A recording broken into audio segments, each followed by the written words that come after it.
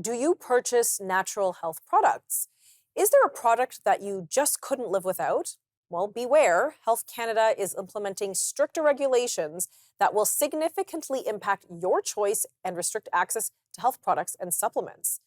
In June 2023, the federal government passed Bill C-47, a budget bill which extends the enforcement power of Health Canada by implementing provisions all in the name of safeguarding public health.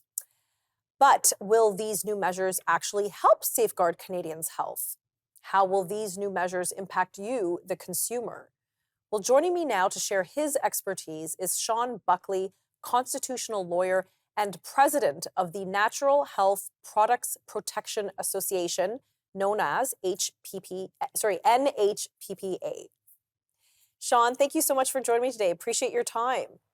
Oh, really, really glad to be on your show, Tanya. Yes, I've wanted to cover this topic for a while, especially with C-47 coming through. I'm a consumer of natural health products. Many Canadians are consumers of natural health products.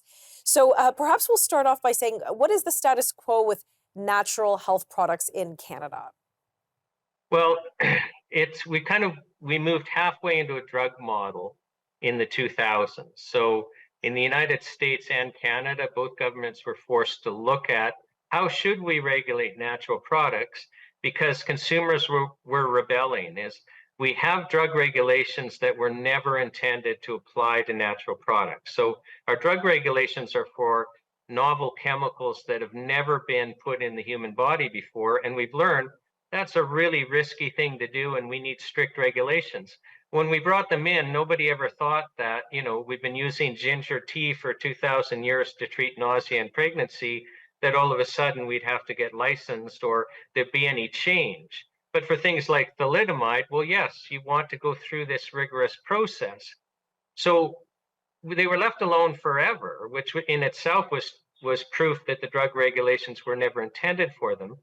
But then when they became popular, I think it's when they started actually threatening profits.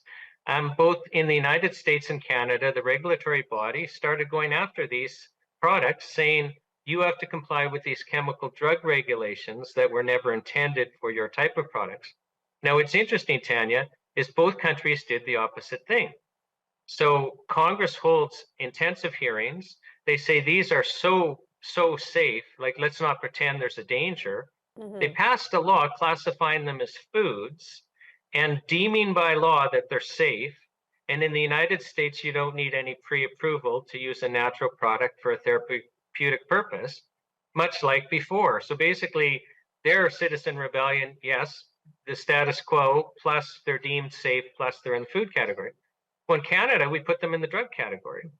Oh, They're deemed wow. by law to be unsafe, and we need government permission to sell them for a therapeutic purpose, right down to ginger tea for nausea. So after 2,000 years, all of a sudden now we need the government to tell us that that's okay. And so the difference is the prices have increased since the mid-2000s by a factor of 3 or 4.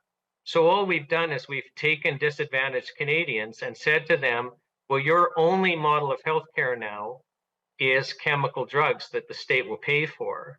You are not allowed to access natural health products. So let me pause you for a second there, just for some of our viewers who may not be familiar. What constitutes a natural health product? What kind of products are we talking about here?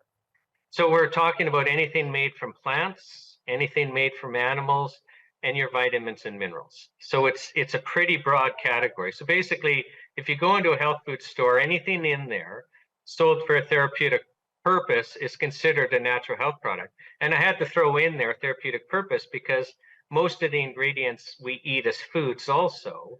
So it just crosses the line when we say it's for some health benefit, even if it's just to promote good health. All of a sudden we need to get licensed because, obviously we can't be trusted selling vitamin C or vitamin D without getting pre-approval from the government. Well, you brought up the example of ginger tea. As you're speaking, I'm thinking, well, here's my workaround. I'll just get ginger from the grocery store in the produce department and make my own ginger tea. All of a sudden now I get to do my own. Is that bootlegging then? No, but the thing is so we could have the same ginger tea and have it in the tea section. But Yes. if we want to put on the box, can help alleviate nausea, then all of a sudden, the exact same product, literally, we have to prove it's safe now, where we Okay, I'm going to don't, if pause you we, there. We got to cut to commercial. We'll be right back.